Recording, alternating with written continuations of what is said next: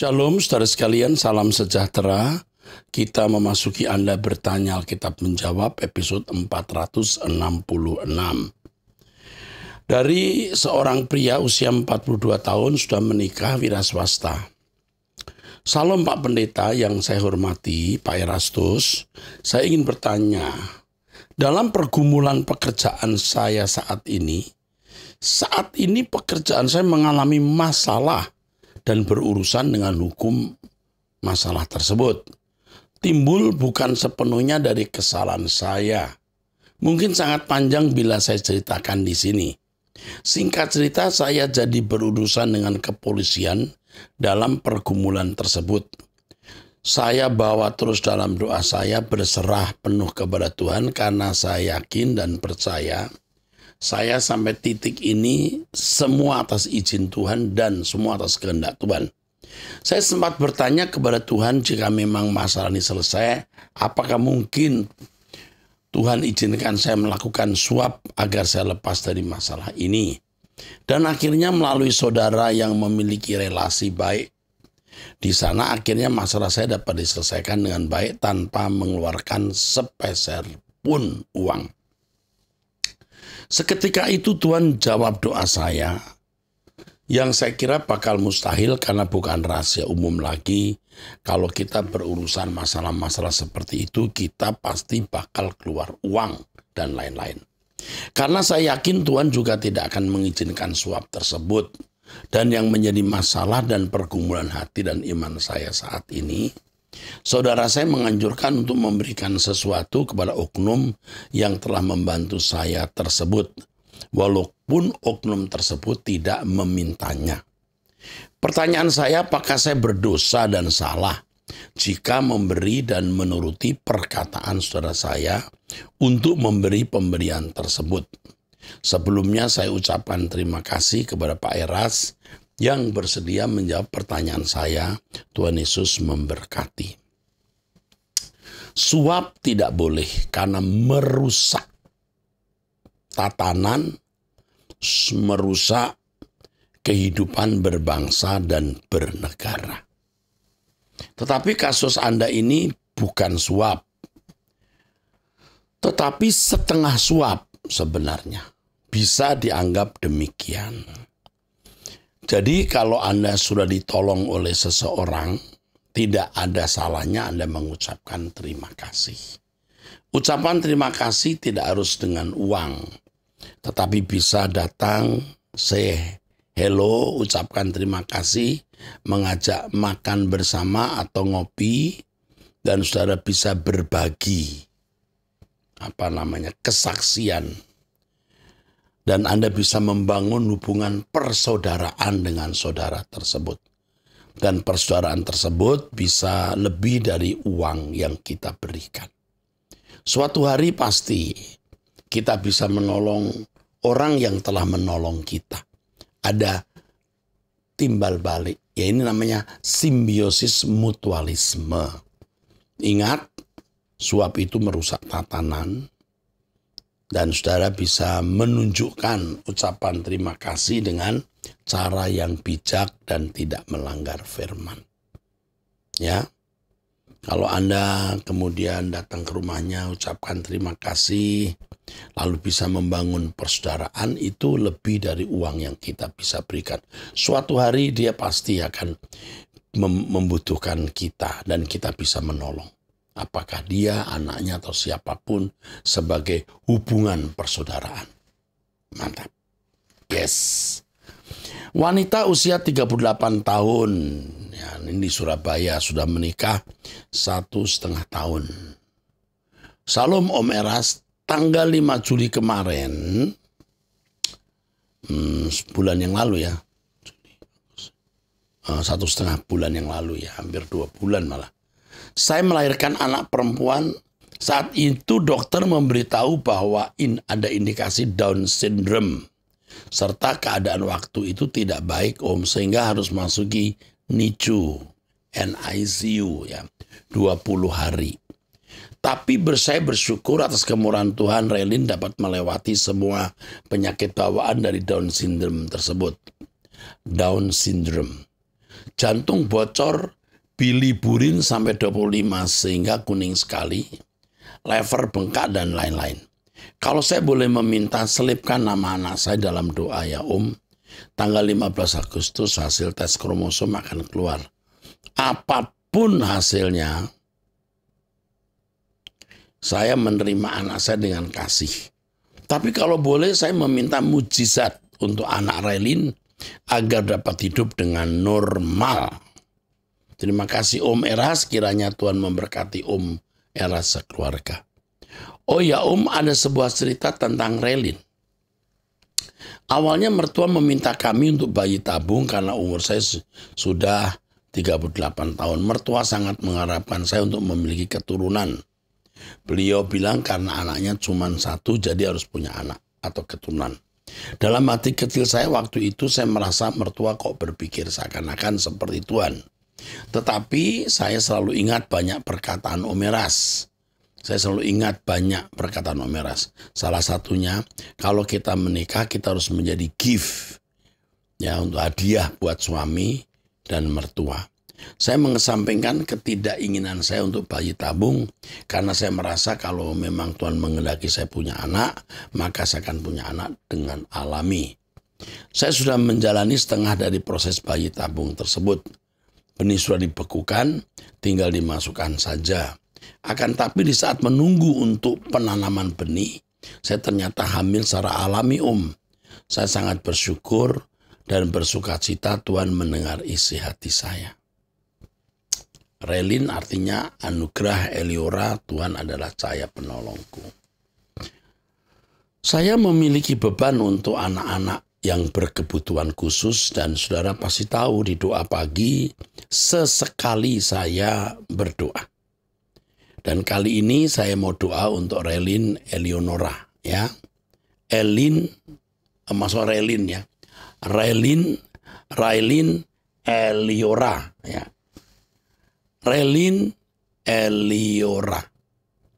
Bapa Elohim, aku serahkan dalam tangan Bapa untuk kesembuhan atas anak ini. Aku mohon di dalam nama Yesus Kristus, Raelin Eliora dicipta ulang oleh Allah sempurna jasmani, rohani, fisik, mental. Aku mohon mujizatmu, jadikan anak ini kemuliaan bagi pekerjaanmu, kemuliaan bagi nama Bapa. Aku mohon Bapa Yahweh, Engkau dengar doaku saat ini dan keluarga melihat kemuliaan-Mu dan memuliakan Bapa dalam nama Yesus Kristus. Amin. Oke. Sekarang pertanyaan berikut dari wanita usia 31 tahun. Salam Pak Eras, saya pernah berpacaran dengan pria usia 33 tahun. Hubungan kami baik-baik saja. Namun tiba-tiba pria itu mengatakan cintanya hilang. Seperti Tuhan tidak mengizinkan dan mencabut rasa cinta dia. Namun setelah putus dia tetap sama baik dan selalu ada. Selalu bantu saya. Dan paling nyaman cerita kepadanya. Demikian juga dia masih cerita masalah-masalahnya kepada saya. Namun kalau saya mencoba ngobrol soal nikah, dia selalu nggak mau. Dan jika saya bertanya apakah masih cinta saya, dia jawab tidak. Saat ini ekonomi dia down banget sejak pandemik. Saya mencintainya Pak. Saya menerima dia apa adanya. Apakah salah? Saya masih tetap berharap kepadanya. Salah. Kamu jangan murahan mencintai orang yang jelas berkata tidak. Kalau kamu memaksa mencintai dia, sebenarnya kamu juga tidak menghormati Tuhan. Cintailah Tuhanmu dengan segenap hati, jiwa, akal, budi. Jangan ngemis cinta manusia. Kamu ini ngemis cinta manusia. Itu memalukan dan membuat kamu murahan. Sebaiknya kamu tidak membuat hubungan lagi dengan dia. Boleh jadi teman, sekali-kali ketemu. Tapi bukan bagi cerita begini. Dia itu mempermainkan kamu, tahu? Dia itu mempermainkan kamu. Dia tidak memberi harapan, tapi masih memberikan kenyamanan dekat kamu yang membuat kamu terikat kepadanya. Hindari pria ini dan lupakan. Hindari pria ini dan lupakan. Ini mutlak. Jangan jadi wanita murahan yang dari sikapmu kamu mengharapkan atau mengemis cintanya. Itu memalukan dan membuat kamu murahan.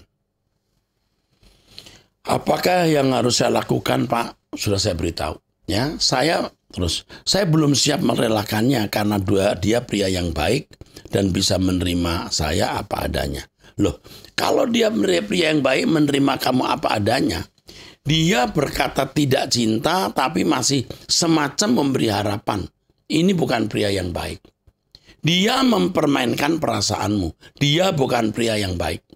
Kalau dia pria yang baik, dia mencintai kamu, atau dia tidak memberi harapan sama sekali supaya kamu tidak dipermainkannya.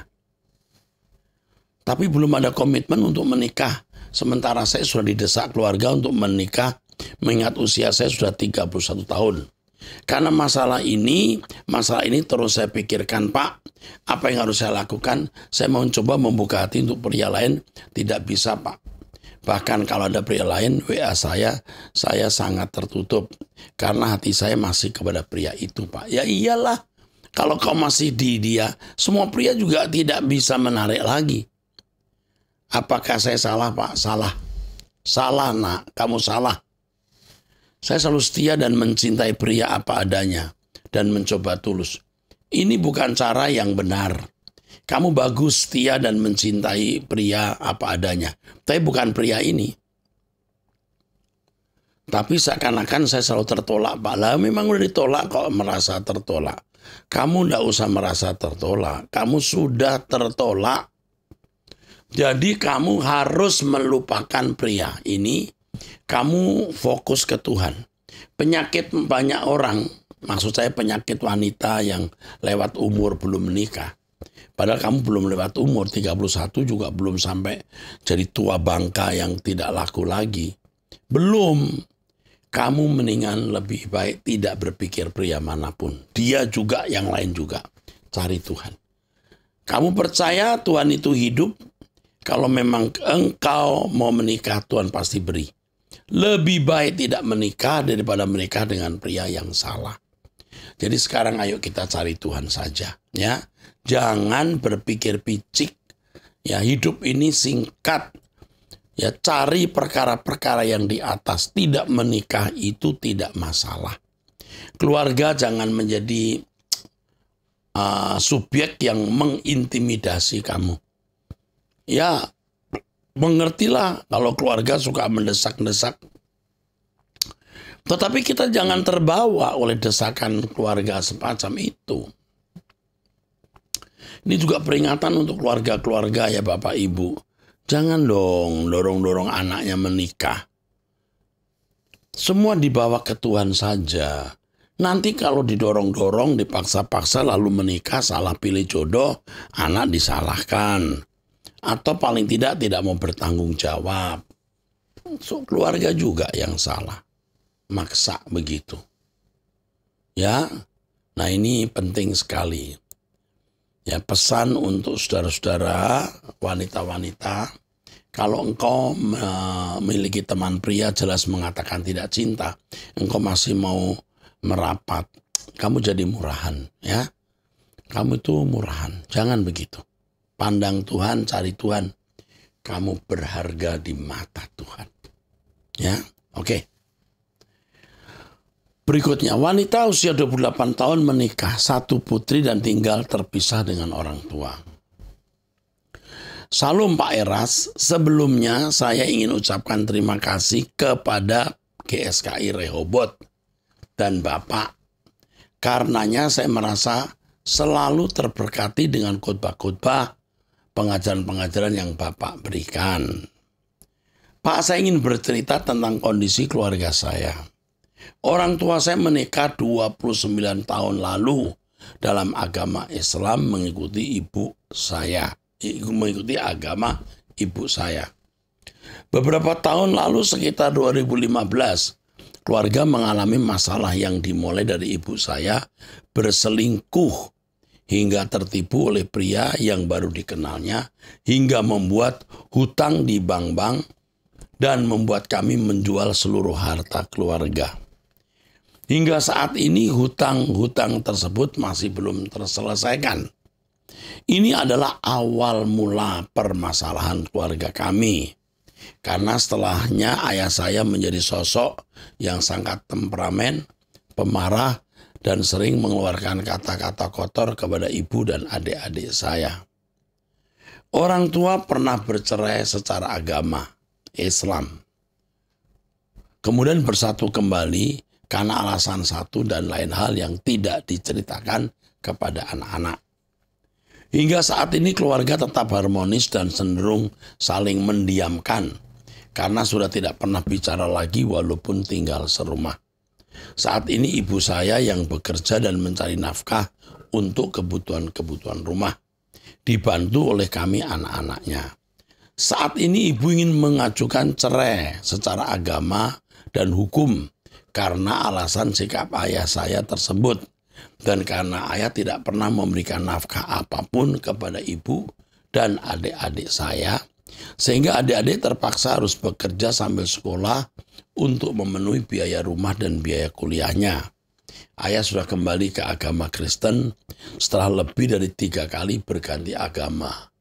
Dari Kristen, Islam, hingga saat ini Kristen kembali. Oh gitu. Pak, bagaimana sikap kami sebagai anak-anak dengan kondisi ini? Karena banyak sekali ketakutan kami. Di satu sisi, jika ayah keluar dari rumah, kami takut ibu akan berselingkuh kembali. Karena ibu sudah lebih dari 3 kali berselingkuh. Waduh. 3 kali berselingkuh ya. Ini sudah seperti ini.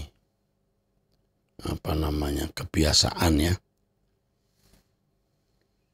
Namun jika ayah tetap serumah, adik-adik saya juga merasa tertekan dan kesal. Karena sikapnya yang tidak pernah memenuhi kebutuhan keluarga, padahal kami tahu ayah bekerja dan menghasilkan. Terima kasih Pak, Tuhan Yesus memberkati. Papamu ini sakit, ya. Memang sebelum ibumu berselingkuh itu, papamu juga belum matang atau belum dewasa. Ibumu berselingkuh, akhirnya papa kamu menjadi lebih parah sakitnya. Ya, ketidakmatangannya berubah jadi penyakit mental maksud saya. Jadi yang harus kamu lakukan ya, tidak usah mengajari orang tua harus buat apa. Kamu sudah usia 28 tahun, sudah cukup matang ya. Kamu punya 1 putri dan tinggal terpisah dengan orang tua. Kamu jangan banyak bicara, diam dulu. Kalau ya ayahmu sampai keluar rumah, kamu juga enggak usah takut. Enggak usah takut ibumu akan berselingkuh lagi. Ayahmu di rumah pun ibu juga bisa berselingkuh kok. Enggak usah nunggu ya. Ini kayak langganan saja ini. 3 kali ya. Jadi kamu jangan gusar untuk apa yang tidak perlu kamu gusar. Kamu benahi dirimu dengan baik, mencari Tuhan, menjadi kekasih Tuhan, berdoa untuk papa mamamu supaya mereka dijamah Tuhan. Ya, beri perhatian yang khusus untuk papa, perhatian ekstra. Kamu harus memandang papamu sebagai tidak normal. Dia sakit. Jangan mengharapkan dan menuntut dia bersikap normal seperti pria lain. Nggak bisa. Karena papamu sakit parah. Ini parah. Jadi jangan menuntut uangnya, pengertiannya. Dia sakit. Beri perhatian ekstra pula kepada ibu dan menjadi kesaksian yang baik untuk ibumu. Ya, ibumu rasanya cantik ya. Yang karenanya dia bisa berkali-kali selingkuh ya, jadi laku gitu loh. Ya, kamu bimbing ibumu untuk mengenal Tuhan. Jangan kamu menskenario sesuatu yang belum tentu terjadi.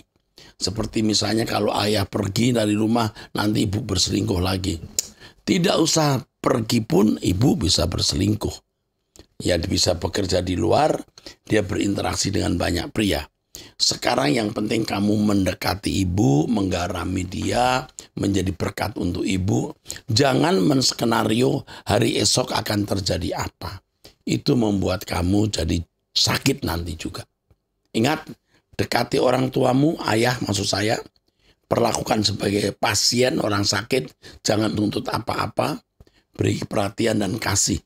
Jangan nuntut, jangan banyak bicara, jangan ngomeli, beri kasih.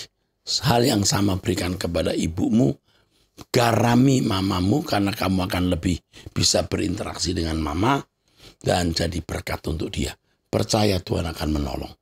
Oke? Amin. Dari seorang pria usia 63 tahun dari kota Bandung.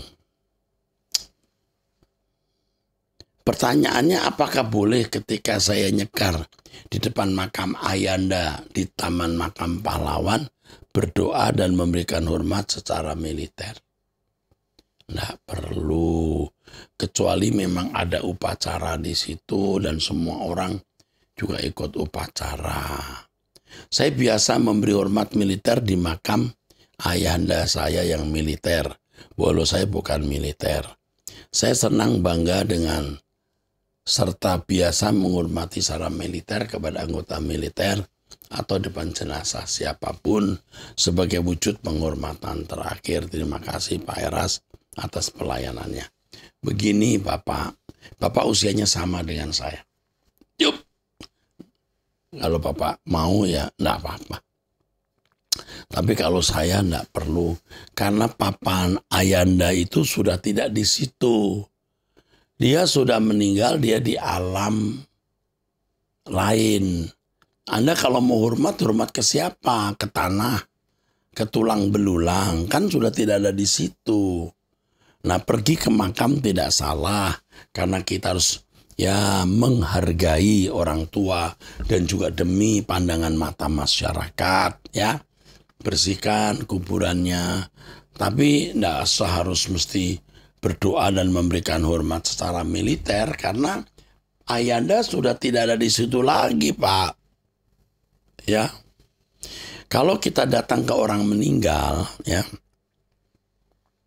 Saya juga punya kebiasaan kalau datang ke orang meninggal, saya berdoa di depan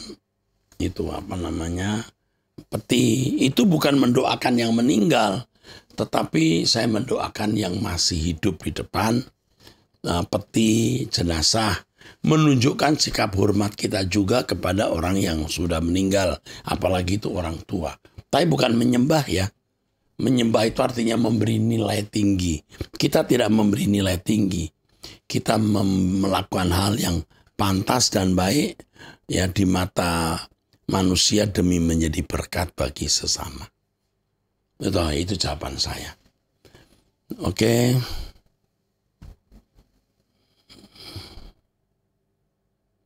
Ini ada pertanyaan panjang sekali nih. Ibu-ibu usia 52 tahun sudah menikah, punya 3 anak ya. Saudara, saya harap sabar ya, ini panjang nih. Salam Pak Erastus, suami saya 70 tahun, sudah pensiun. Ya beda umurnya, berapa ini? Wih, jauh sekali beda umurnya.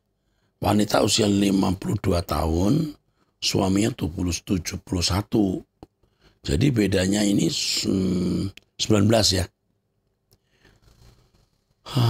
Saya berumah tangga, mengurus rumah tangga Pak. Anak saya yang pertama ke-1 sudah bekerja, tapi belum PNS, umur 24 tahun. Umur wanita itu ya, 24 tahun. Anak saya yang kedua laki-laki berumur 16 tahun, SMA. Dan anak saya yang ketiga SMP, wanita. Waduh. Bapak usia 71 tahun, anaknya masih SMP. Yang saya mau tanyakan Pak, anak saya yang kedua laki-laki bergolongan darah, jika golongan orang tua A dan suami, saya golongan darah AB, sedangkan anak saya yang kedua laki-laki golongan darah O. Sebelum saya dikenalkan sama suami saya yang pensiunan, PNS, saya sudah mau dilamar sama pacar saya, masih saudara, juga, tapi pacar saya pergi cari kerja tidak bilang ke saya, dan pacar ini saya diminta ke orang tua saya dibawa ke rumahnya karena sudah mau dilamar. Begitu saya di rumahnya, saya tidur dengan dia, berhubungan badan, akhirnya kembali dari rumahnya, dia pergi cari kerja tidak pamit ke saya. Akhirnya ada teman saya dan mas saudara juga dari bapak, dikasih kenal orang tua, dan saudara setuju adiknya urus sampai saya menikah. Anak pertama, anak ke-1 saya, anak lain bapak kandungnya. Tapi pada waktu mau menikah sama suami saya yang PNS sekarang, sudah pensiun diambil sebagai anak kandung sah, dan begitu lahir, anak saya yang kedua dikasih keluar dari tanggungan dan yang dimasukkan nomor 1 di taspen anak kedua. Ini masalah yang sebenarnya tidak prinsip ya.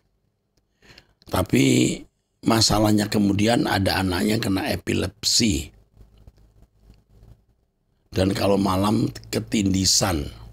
Ketindisan bisa saraf, bisa kuasa gelap. Jadi ibu ini ya memiliki masalah-masalah yang sebenarnya tidak terlalu prinsip. Ya. Saya hanya mengajak ibu agar memandang Tuhan, tidak menjadikan masalah-masalah yang bukan prinsip menjadi prinsip. Ya, lebih baik ibu tetap saja mencari Tuhan. Usia ibu sudah 52 tahun. Kalau saya jadi ibu, saya nggak menikah lagi. Kalau saya jadi saudara ibu, saya akan nasihati jangan usah menikah. Anak Anda sudah 3, yang dewasa 24 tahun, yang kecil usia masih SMP.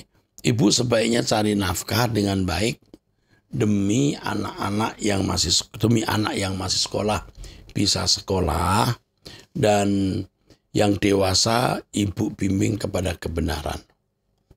Ya, tetapi saya tidak tahu jelas ibu ini ada penghasilan atau tidak.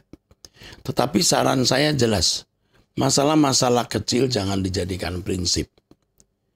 Masalah-masalah kecil harus dianggap tidak masalah, masalah besar pun harus tidak dijadikan sesuatu yang membuat ibu tenggelam.